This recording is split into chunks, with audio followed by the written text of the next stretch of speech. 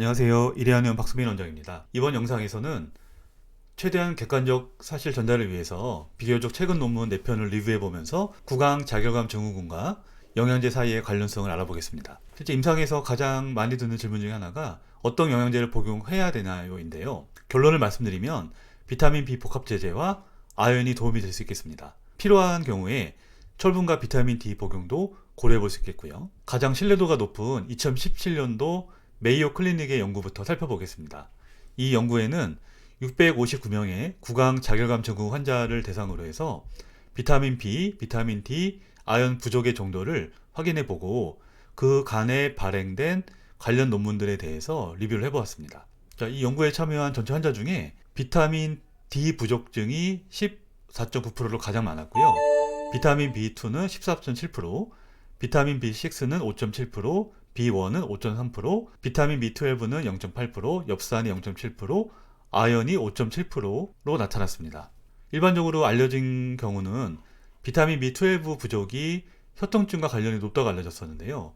실제 연구를 해보니까 생각보다 높은 비중은 아니었고 오히려 비타민 D와 비타민 B2 부족증이 훨씬 많은 비중을 차지했습니다. 다음은 이 논문에서 분석한 과거 연구들인데요. 첫 번째는 지금 연구의 결과를 요약한 것이고요. 399명을 대상으로 한 연구에서는 비타민 B12 부족과 헤모글로빈, 철분 부족이 확인되었습니다. 2010년도 한국의 연구에서는 276명의 BMS 환자를 대상으로 연구했었는데요.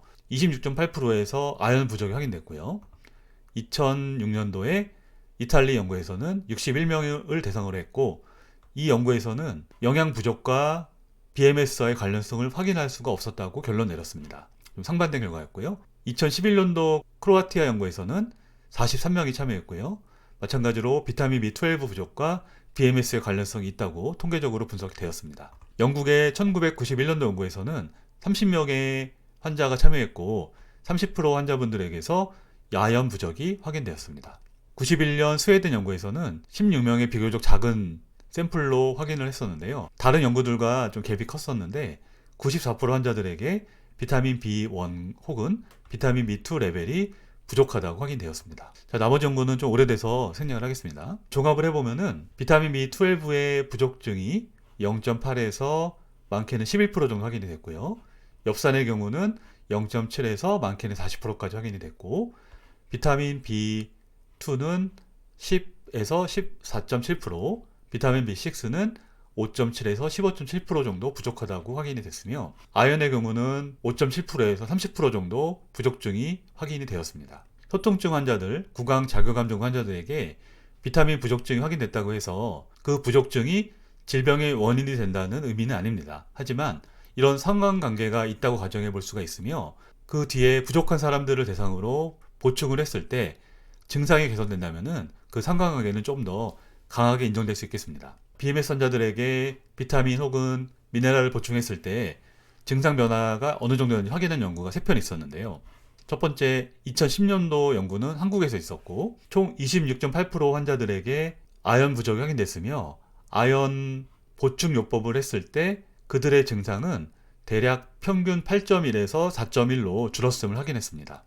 자, 91년도 스웨덴의 연구에서는 94% 환자들에게 비타민 B1 혹은 B2 부족증이 확인됐는데 이들에게 30일 동안 영양제를 투여했음에도 불구하고 증상 개선은 확인되지 않았다고 했습니다. 자, 86년 연구에서는 70명의 환자를 대상으로 했는데요. 40% 환자들에게 비타민 B가 부족하다고 확인됐고 영양제를 투여했을 때 대략 80% 환자들에게서는 일정 부분의 증상 개선이 확인되었습니다.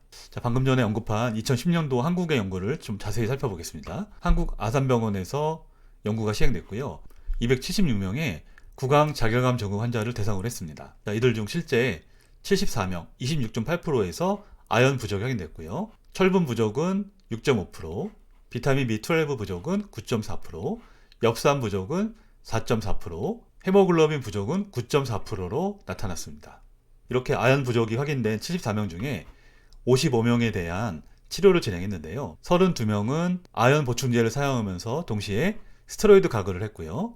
23명은 대조군으로 아연 보충 없이 스테로이드 치료만 진행을 했습니다. 아연이 부족했던 구강 자결감 증후군 환자들에게 아연 보충제와 스테로이드 가글 치료를 시행한 결과 평균 통증 점수가 8.1에서 4.1로 50% 정도 경감 횟수를 확인했습니다. 대략 치료 기간 6개월 정도로 시행을 했네요. 다음으로 2021년 라트비아에서 발행된 논문을 살펴보겠습니다. 89명의 BMS 환자가 참여했고요. 부족증 여부와 상관없이 비타민 B 복합제와 아연 보충제를 투여했습니다. 자, 이 연구에 참여한 89명의 BMS 환자의 특징은 다음과 같았습니다. 평균 연령이 59세였고요. 통증이 나타나는 가장 많은 부위가 혀끝이었고 86.5%였으며 다음으로는 혀 옆쪽이 62.9%, 그 다음에 혀 가운데가 33.7%, 입술이 26.9%, 그리고 입천장이 21.3%로 나타났습니다. 그 외에 뺨에도 7.9% 환자분들이 끈거리는 통증을 호소했습니다. 그리고 이 연구에 참여 환자들의